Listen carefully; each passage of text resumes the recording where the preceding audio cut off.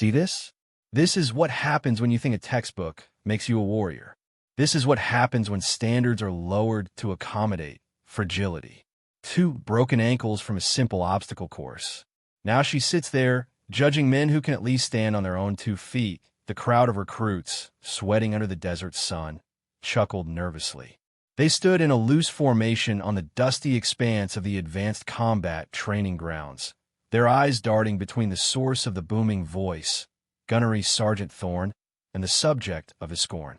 She sat in a standard-issue wheelchair near the edge of the training mat, both legs encased in heavy black medical boots, her posture utterly still. Her gaze was fixed on the recruits, her expression unreadable, a mask of placid observation that offered no reaction to the public humiliation. She didn't flinch. She didn't scowl. She simply watched, her hands resting calmly in her lap, her silence a stark contrast to the gunny's roaring contempt. But a few hundred yards away, watching from the shaded balcony of the command tower through a pair of high-powered binoculars, Colonel Davies leaned forward, a flicker of recognition in his eyes. He wasn't looking at the wheelchair or the medical boots. He was looking at her hands, at the precise way her fingers were aligned, at the almost imperceptible tension in her shoulders that wasn't stress, but readiness. It was a posture he had seen only once before, in a grainy satellite feed from a mission deep in the Hindu Kush, a posture that preceded an act of impossible violence and surgical precision. If you believe that true strength is measured not by the volume of your voice, but by the weight of your actions, type silence below.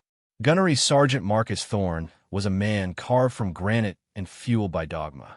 He believed in a specific, immutable hierarchy of strength, one measured in decibels, in muscle mass, in the ability to run 10 miles with a full pack and still have the breath to scream a war cry.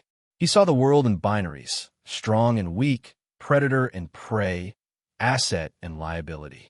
And as he paced before his latest batch of aspiring grunts, his shadow stretching long and menacing in the afternoon light, he saw Sergeant Anya Sharma as the very definition of a liability. She had been assigned to his training cycle as an external evaluator from SOCOM, a fact that had chafed him from the moment he read her orders. The acronym itself was an irritant, a suggestion that his methods, honed over 2 decades of breaking down and rebuilding young men, needed outside validation.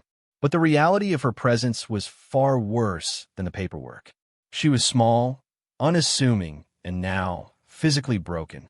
The story, as Thorne understood it, was pathetic.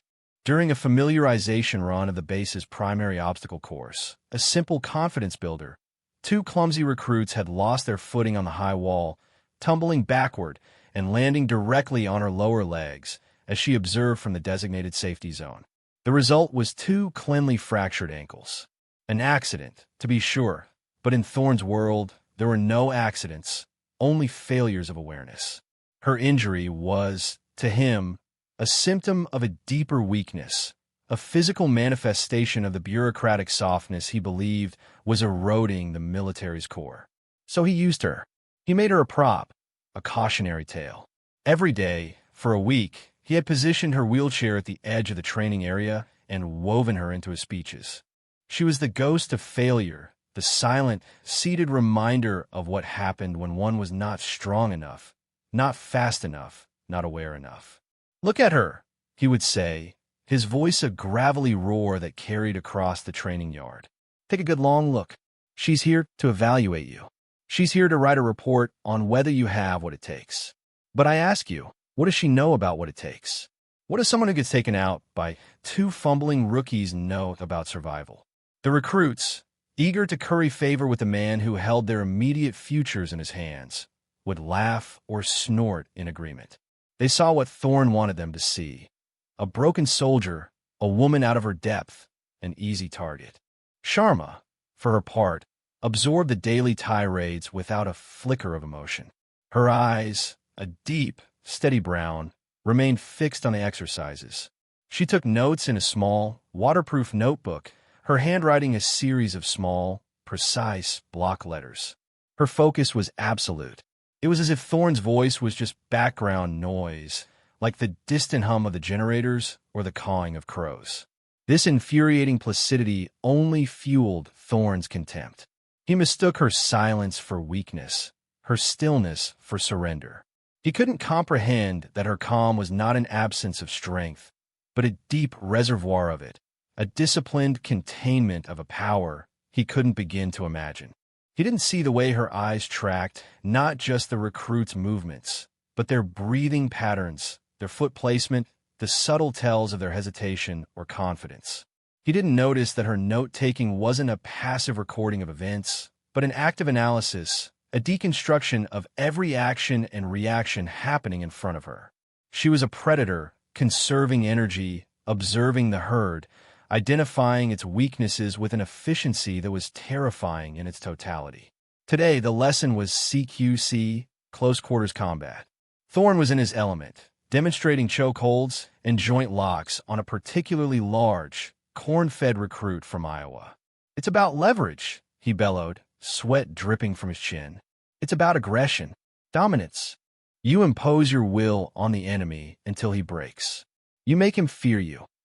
He threw the recruit to the mat with a theatrical grunt. "You see?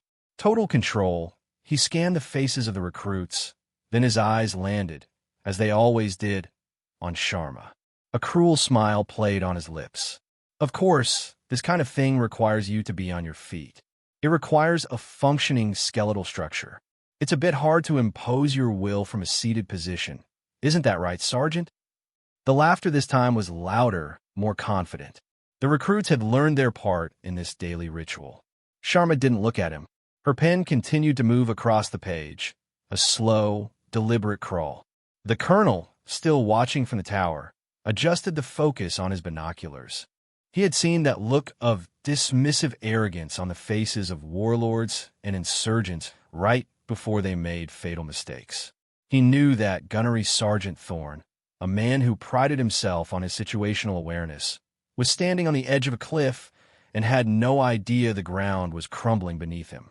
The air was thick with the smell of sweat and dust, a palpable miasma of testosterone and nervous energy. Thorne, basking in the glow of his own perceived dominance, decided to escalate his lesson. He wanted to drive the point home, to permanently cement the image of Sharma as a symbol of impotence in the minds of his trainees. He gestured to the burly recruit he had just thrown, a young man named Corporal Hicks, who was now dusting himself off, a proud grin on his face. "Hicks, get over here," Thorne commanded. Hicks, eager to please, jogged over, his chest puffed out. "You're feeling pretty tough now, aren't you, Corporal?" "Yes, Gunnery Sergeant," Hicks barked. "Good, because a real warrior is always looking for a challenge, always testing his limits," Thorne said, his voice dripping with theatrical gravity. He then turned his whole body towards Sharma, a predator singling out its prey. "Our evaluator here seems to think combat is an academic exercise, something you can learn from a book and judge from a chair." He paused for effect, letting the insult hang in the hot, still air. "I think she needs a practical demonstration. Hicks, I want you to go over there and demonstrate a simple disabling technique. Nothing fancy. Just show Sergeant Sharma what it feels like when someone imposes their will. Show her what happens when you can't get away." A wave of unease rippled through the recruits. This felt different. The daily verbal jabs were one thing, but a physical confrontation, even a staged one, crossed a line. Hicks himself hesitated, his confident grin faltering. He looked from Thorne's stony face to the silent woman in the wheelchair. "Gunnery Sergeant, I don't think that's a good idea. She's injured." It was a moment of decency, a brief flicker of common sense, but Thorne extinguished it immediately. "Are you questioning my orders, Corporal?" he snarled, his voice dropping to a dangerous low. "I gave you a direct command. This is a training exercise. We are demonstrating the vulnerability of a compromised position. Now move." Hicks swallowed hard, his face pale. He was trapped. Disobeying a direct order from Thorne was unthinkable, but the thought of putting his hands on an injured NCO, a woman no less, felt profoundly wrong. He cast a pleading look at Sharma, as if hoping she would protest, object, say something to save him from this impossible situation. But Sharma remained silent. She simply closed her notebook, clicked her pen, and placed them neatly on the small side table next to her wheelchair. Then, for the first time, she looked directly at Hicks. Her expression wasn't one of fear or anger. It was neutral, an unnerving, clinical calm. With a slow, deliberate motion, she adjusted her position in the chair, a minute shift that squared her shoulders to the approaching corporal. It was a gesture of acceptance, an invitation.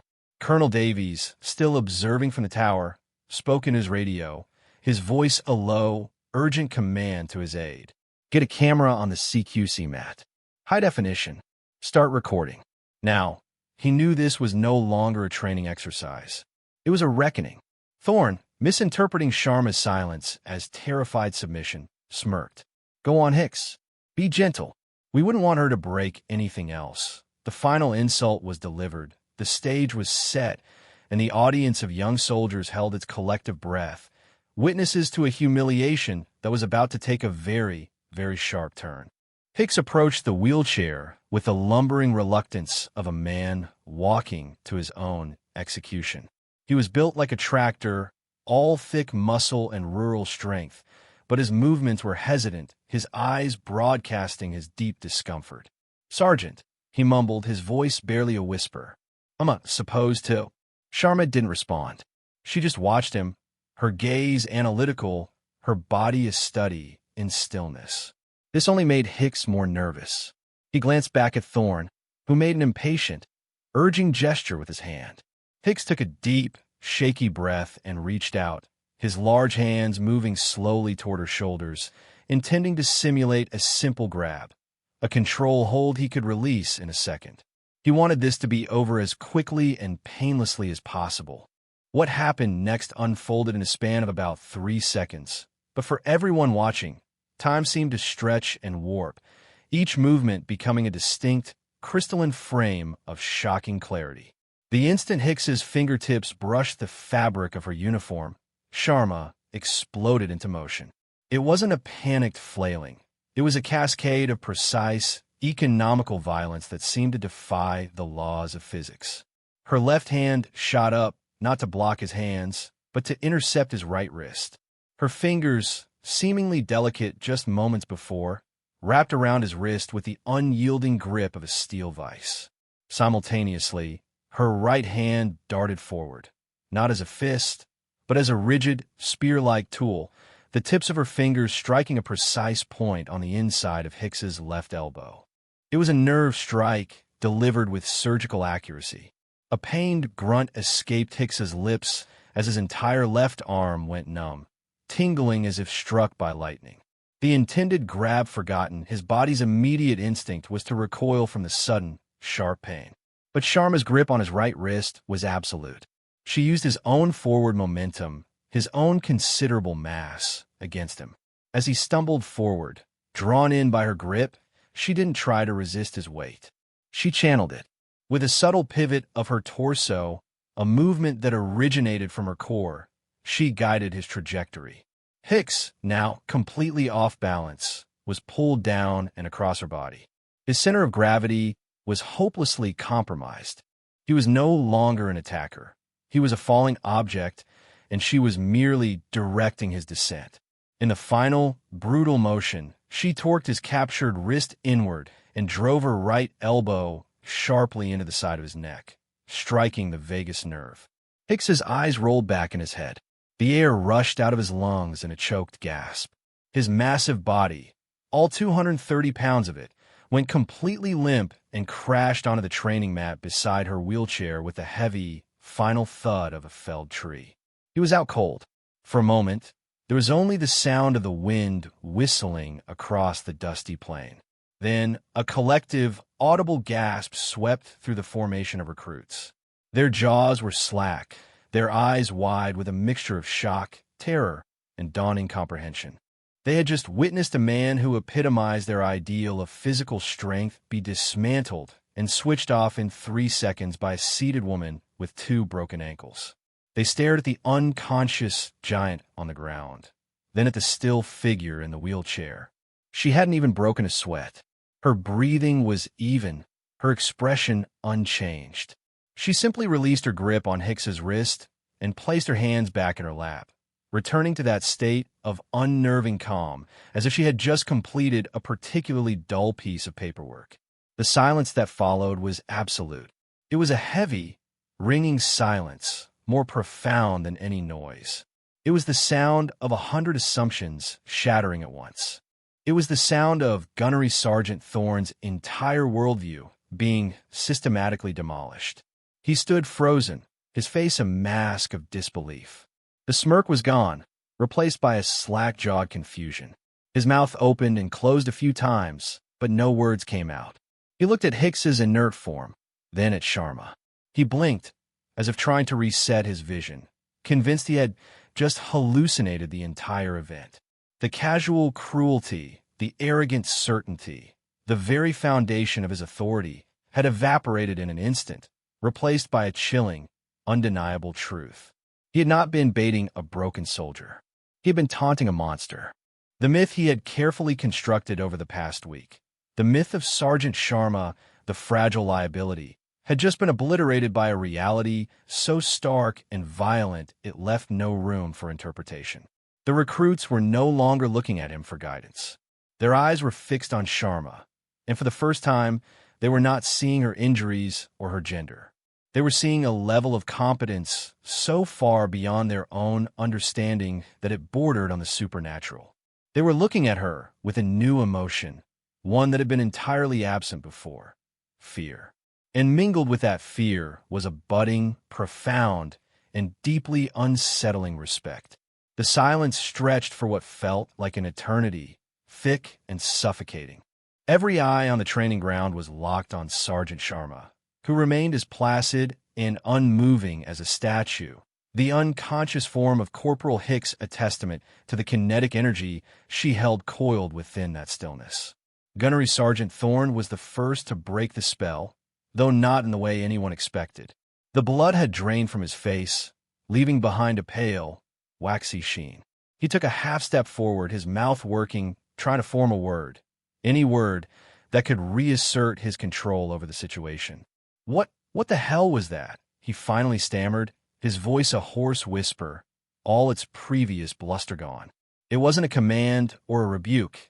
It was a question of genuine, terrified confusion.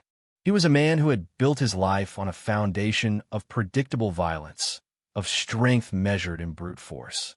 What he had just seen did not compute. It was alien, an equation of movement and consequence his mind could not solve. Sharma didn't answer him. She didn't even look at him. Her attention was on the two medical corpsmen who were now jogging onto the mat, summoned by a silent signal from one of the other instructors. They moved cautiously, giving her and her wheelchair a wide berth, as if approaching a dormant but still dangerous piece of ordnance. It was at that moment that a new sound cut through the tension, the crunch of heavy boots on the gravel path leading to the training area. All heads turned. Colonel Davies was striding toward them, his expression grim and purposeful. He was a tall man, with a lean, weathered face that spoke of decades spent in harsh climates and harder situations. He moved with an unhurried authority that commanded immediate respect. The recruits instinctively stiffened, their posture shifting to something resembling attention. The colonel didn't acknowledge them. His eyes were fixed on Thorne. He walked directly up to the gunnery sergeant, stopping just inches from him, forcing Thorne to meet his gaze. The colonel was not a loud man, but his voice, when he finally spoke, was like the crack of a glacier, quiet, but carrying immense, unstoppable weight. "Gunnery Sergeant Thorne," he said, his tone dangerously level. "Explain to me what I just witnessed." Thorne swallowed hard, his Adam's apple bobbing. "Sir, it was a training demonstration. CQC. The recruit was... Thorne's explanation faltered. How could he possibly explain it? That he had ordered a recruit to assault an injured NCO to make a point? That his lesson had backfired in the most spectacular and humiliating way imaginable? A training demonstration, the colonel repeated, his voice laced with ice. You thought it was an appropriate and professional decision to order one of your trainees to physically engage a sergeant from Special Operations Command who is on medical light duty. The words Special Operations Command landed like a series of hammer blows. A murmur went through the ranks of the recruits. SOCM. That single acronym recontextualized everything. It was a world away from the conventional training they were undergoing, a realm of myth and legend. Thorne's face went from pale to ghostly white. SOCM? Sir, her file just said, evaluator. From command, did you read her full file, Gunny? The colonel asked, his voice deceptively soft. Or did you stop reading when you saw her gender and her injury status? Thorne's silence was his answer. He had made an assumption, a lazy, arrogant, and catastrophically wrong assumption. The colonel shook his head, a gesture of profound disappointment. He turned away from the now trembling gunnery sergeant and walked over to Sharma's wheelchair. The recruits watched, mesmerized, as the highest-ranking officer on the base approached the woman they had been encouraged to mock for a week. He stopped in front of her, his posture changing entirely. The hard-edged commander was gone, replaced by something else, deference. He looked at her not as a subordinate, but as an equal, perhaps even something more. Sergeant Sharma, he said, his voice now filled with a quiet respect that stood in stark contrast to Thorne's earlier contempt. My apologies for the unprofessional conduct of my instructor. Are you all right? For the first time all day, Sharma spoke. Her voice was low and clear, without a trace of anger or agitation. I'm fine, Colonel. The chair provides a stable firing platform. Her words were so unexpected, so bizarrely technical and detached, that it took a moment for their meaning to sink in. She wasn't thinking in terms of attack or defense. She was analyzing her position from a purely tactical perspective. The colonel allowed a small, grim smile to touch his lips. It was the answer he expected. He nodded, then turned back to face the assembled group. His aide had now arrived, holding a tablet computer. The colonel took it, his eyes scanning the screen for a moment before he looked up, his gaze sweeping over the recruits and finally settling back on the disgraced gunnery Sergeant Thorne. I think, Colonel Davies said, his voice now ringing with authority, that it's time for a more formal introduction. So that no more unfortunate assumptions are made, he tapped the screen of the tablet, and a file appeared, projected onto a large digital display board normally used for reviewing training footage. At the top of the file was a photograph of Sergeant Anya Sharma, not in her current uniform, but in full combat gear, her face streaked with camouflage paint, her eyes holding an intensity that was chilling. And below the photo, the words began to scroll, a litany of achievements that silenced the very wind. The digital display flickered to life, bathing the stunned faces of the recruits in a cool, blue light. Sergeant Sharma's official records filled the screen, and with each line that appeared, another layer of Gunnery Sergeant Thorne's reality was stripped away. The colonel began to read, his voice a steady, solemn cadence, each word a nail in the coffin of Thorne's career and assumptions. Name, Sharma, Anya. Rank, Sergeant First Class, a promotion she clearly didn't advertise. Unit, 24th Special Tactics Squadron, United States Air Force Special Operations Command. The recruits exchanged wide-eyed glances. The 24th STS. They weren't just special forces. They were the elite of the elite, the Tier 1 operators who worked in the shadows, often attached to Delta Force and DevGru. They were the quiet professionals of legend. Primary specialization. Combat Controller. The title itself was a shock. CCTs were the military's ultimate multitaskers. Trained as air traffic controllers, command and control experts, and lethal warriors, capable of embedding with any unit and bringing the full might of air power down on an enemy's head from the front lines. They were universally regarded as some of the toughest and most intelligent operators in the entire armed forces. Combat deployments, 12, the colonel continued, his voice unwavering. Classified locations in Afghanistan, Iraq, Syria, and the Horn of Africa, the number was staggering. 12 tours in the world's most dangerous places. While these recruits were in high school, Sharma was on her 5th or 6th trip to a war zone. The display then listed a series of qualifications, a cascade of acronyms that represented years of grueling, relentless training. Military freefall parachutist, jumpmaster qualified. Combat div supervisor. Seer specialist. Advanced tactical air control party operator. Terminal attack controller certified.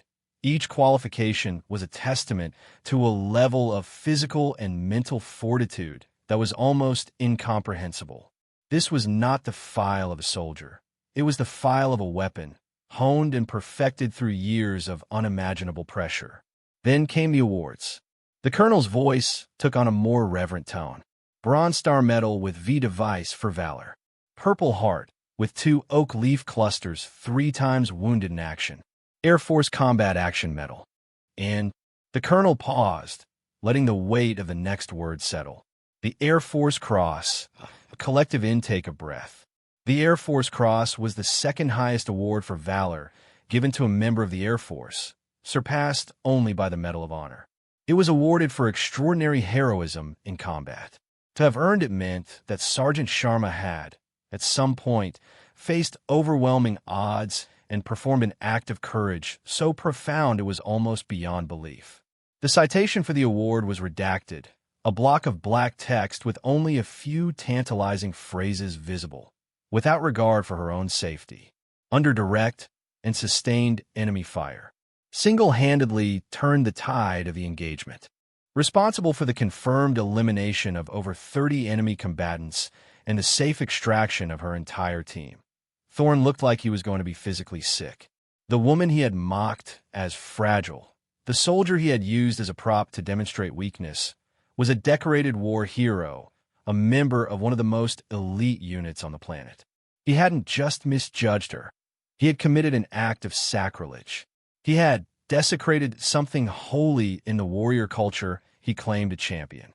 The colonel wasn't finished. He swiped the screen, and a final, stark piece of information appeared. Status: active duty, currently assigned to SOCOM Training and Doctrine Command. Purpose of visit: to evaluate and redesign the CQC curriculum for effectiveness in compromised and unconventional combat scenarios. The irony was so thick, it was almost suffocating. She wasn't just an evaluator. She was the evaluator, the subject matter expert, the very person whose job it was to write the book that men like Thorne would be forced to teach. Her injury wasn't a liability. It was an unexpected, real-time data point for her research. She was, in this very moment, working. Colonel Davies turned off the display, plunging the yard back into the harsh afternoon sun. The silence returned, but this time it was different. It was no longer tense or awkward. It was a silence of pure, unadulterated awe. The colonel walked back to stand before Sharma's wheelchair. He looked down at her, and then he did something that none of the recruits had ever seen an officer of his rank do for an NCO. He drew himself up to his full height, his back ramrod straight, and executed a slow, perfect, formal salute. It was not the casual gesture exchanged between ranks. It was a salute of profound, deeply felt respect. A salute reserved for heroes. "Your presence here is an honor, Sergeant," he said, his voice clear and strong for all to hear.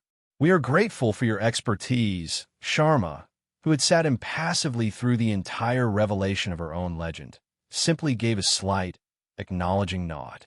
"Just doing my job, sir." The simplicity of her response was, in its own way, as devastating as the physical takedown. There was no ego, no gloating, no "I told you so." There was only the quiet, unshakable confidence of a professional who knew her own worth and required no external validation. For Gunnery Sergeant Thorne, this was the final, crushing blow. He had built his world on a foundation of loud, performative strength. And in the space of 5 minutes, a quiet woman in a wheelchair had taught him, and every recruit present, that the most dangerous people in the world are the ones who don't need to tell you they are. The story of what happened on the CQC mat that afternoon spread through the base with the speed of a desert wildfire. It started with 100 or so recruits who had witnessed it firsthand. They stumbled back to their barracks in a state of collective shock, their usual post-training bravado replaced by a quiet, contemplative mood. They spoke in hushed tones, replaying the 3 seconds of brutal efficiency over and over again. The details became mythic. Hicks, who had since woken up in the infirmary with a splitting headache and a profound sense of humility, became the story's sacrificial lamb, the stand-in for all their own arrogant assumptions. The narrative was passed from the recruits to the junior NCOs, then to the senior NCOs in their mess, and up the chain to the company-grade officers in the O Club. Each telling embellished the details slightly, but the core truth remained unchanged. The quiet, broken woman in the wheelchair was a giant. The legend had a name: the Sharma Takedown, or, more simply, the lesson on Mat 7. The incident became a new piece of base folklore, a cautionary tale for the arrogant and an inspiration for the observant. The digital recording Colonel Davies had ordered became the most watched video on the base's internal network. It was analyzed by other instructors, broken down frame by frame. They marveled at the technique, the perfect leverage, the pinpoint accuracy of the nerve strikes, the absolute control she maintained from a seated, compromised position. It was a masterclass in a form of combat they hadn't even known existed. Gunnery Sergeant Thorne was officially and very publicly reassigned. He wasn't discharged. The colonel knew that would be too easy an escape. Instead, he was moved to a logistics position, tasked with inventorying supplies in a sweltering warehouse at the far end of the base. It was a humiliating, soul-crushing demotion from the godlike status he had enjoyed as a senior drill instructor. His fall from grace was as swift and total as Corporal Hicks's had been on the mat. But something unexpected happened. The humiliation seemed to break something open in Thorne. The brittle shell of his arrogance cracked, revealing a man who was, for the first time in a long time, capable of learning. A week after the incident, he sought out Sergeant Sharma. He found her not on the training grounds, but in the base library, surrounded by books on kinesiology and human anatomy, her wheelchair pulled up to a large table. He stood before her for a full minute, shifting his weight, his hands clenching and unclenching. Sharma didn't look up from her book until he finally cleared his throat. "Sergeant," he said, his voice quiet, stripped of all its former power. She looked up, her expression neutral. "Gunny," she acknowledged. Thorne took a deep breath. "I came to apologize. What I did, what I said, there's no excuse. I was arrogant, and I was wrong. Completely and utterly wrong. I disrespected you, and I failed my men by teaching them my own ignorance." He looked her directly in the eye. "I am truly sorry." Sharma studied his face for a moment, then gave a slow nod. "Apology accepted, Gunnery Sergeant." There was no malice in her voice, no triumph. Just a simple, factual acceptance. Thorne seemed to deflate with relief, but he didn't leave. "The technique you used," he said, his voice now filled with genuine curiosity. "I've never seen anything like it. The way you use his own weight from the chair. It's a principle, not a technique," she replied, closing her book. "Every position has strengths and weaknesses. Standing, seated, prone. The goal is to understand the geometry of a confrontation.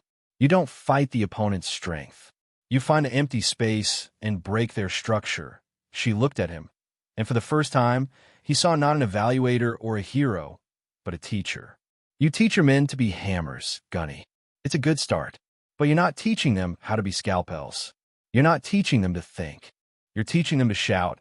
It was the most direct criticism she had leveled at him, yet it felt less like an insult and more like a diagnosis. Thorne nodded slowly, absorbing the truth of it.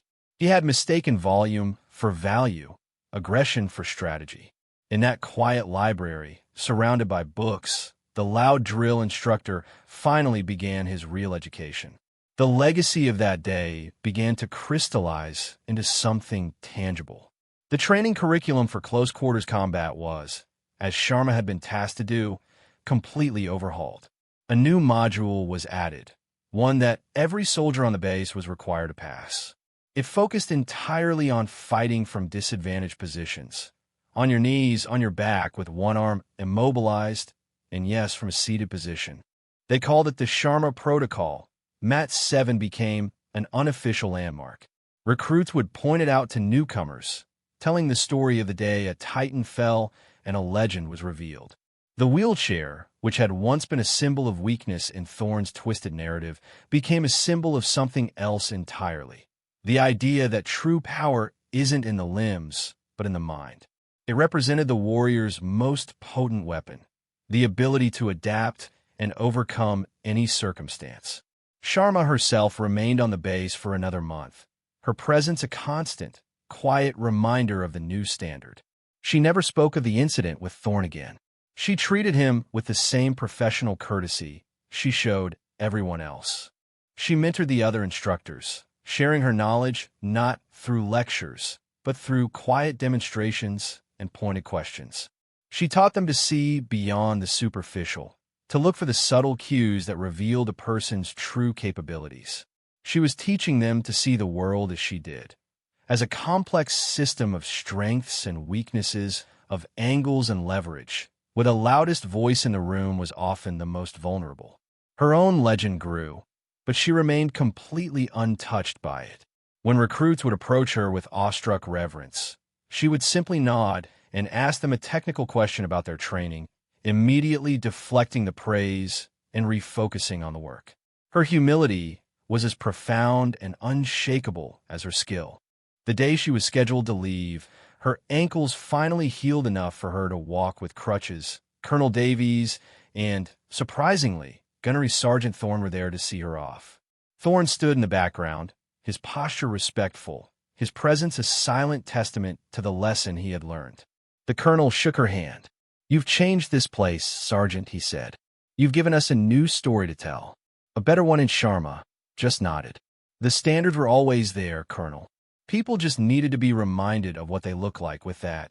She turned and walked toward the transport plane, her movements still hampered by her injuries, but her presence casting a shadow that was larger than any man on that airfield. She left behind not just a new training protocol, but a new philosophy.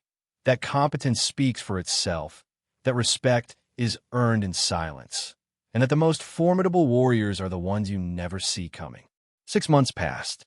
The blistering heat of the desert summer gave way to a milder, crisper autumn. A new class of recruits stood on the same dusty training ground, their faces a mixture of apprehension and determination. Gunnery Sergeant Thorne stood before them, but he was a different man. The booming, arrogant voice was gone, replaced by a quieter, more measured tone. He still pushed his recruits to their limits, but his methods had changed. He emphasized strategy over brute force, awareness over aggression. He now spoke of humility as a warrior's greatest asset and assumption as its most fatal enemy. In the middle of his orientation speech, he paused and gestured toward the now famous CQC mat. "That is Mat 7, he said, his voice resonating with a gravity the recruits could feel but not yet understand. "Some of you will hear stories about this place, about an incident that happened here. I want you to know the stories are true." He let that sink in. "Here, we all learn a lesson. We learn that you do not judge a warrior by their size, their gender, or their physical condition. You do not judge them by the volume of their voice. You judge them by one thing and one thing only, their professionalism. Their competence." He began to pace before them, his eyes meeting each of theirs in turn. "We had a sergeant from Special Operations Command here, an evaluator. I made the mistake of underestimating her. I saw her injuries and I saw weakness. I was a fool. She was the most dangerous person I have ever met in my entire life." He stopped and faced them directly. "She never raised her voice. She never boasted. She never had to. Her actions spoke with a clarity that could shatter bone and rewrite doctrine. She taught me, and she will teach you through the protocol she designed, that a true warrior's strength is not in their body. It is here." He tapped his temple. "And here," he tapped his chest. "It is in the calm mind and the disciplined spirit." The story of Sergeant Anya Sharma had become more than just base folklore. It was now part of the official institutional narrative, a foundational myth used to forge the identity of new soldiers. The Sharma Protocol was a mandatory part of their training, and it was the single most failed and repeated module. It forced them to confront their own physical limitations and rely on ingenuity and technique, breaking them of their dependence on raw strength. It humbled them, and in doing so, it made them better. The legend had a life of its own now. Some said Sharma could disarm a man just by looking at him.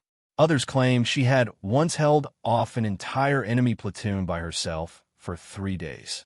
The embellishments grew, but they all pointed to the same core truth that Thorne now preached. True competence is a quiet, devastating force. The real legacy of her visit wasn't just a new CQC program or a humbled instructor. It was a subtle but profound shift in the culture of the base. The quiet recruits, the ones who were thoughtful and observant rather than loud and boisterous, were no longer overlooked. Instructors now watched for the quiet ones, knowing that stillness could hide a depth of strength that shouting never could. Competence was the new currency. The proof was in the results. Months later, during a large-scale joint training exercise, the soldiers from this base distinguished themselves. They were noted for their innovative problem-solving, their calm under pressure, and their uncanny ability to succeed in scenarios where other, more conventional units failed. They excelled in the exercises that simulated compromised and chaotic conditions, the very principles of the Sharma Protocol. Colonel Davies, reviewing the after-action reports, saw her influence everywhere. He saw it in the way a young corporal used leverage to subdue a much larger opponent in a simulation. He saw it in the way a squad leader, cut off from communication, used unconventional tactics to achieve his objective. Anya Sharma had left an indelible mark, not by force of personality, but by force of sheer, undeniable competence. Her legacy wasn't a statue or a plaque. It was a new generation of soldiers who understood that the greatest strength is the one that doesn't need to announce itself. It was a quiet, spreading competence, a way of thinking that would save lives on battlefields they had yet to see. True legacy isn't what you leave behind in your file. It's what continues forward in the actions of others. It is the quiet professional who proves that assumptions are the enemy of truth, and that respect is a debt that must be paid to skill, regardless of the vessel that contains it. For more stories where quiet competence triumphs over loud arrogance, and where a warrior's discipline defines their worth, subscribe to Unknown Heroine Stories.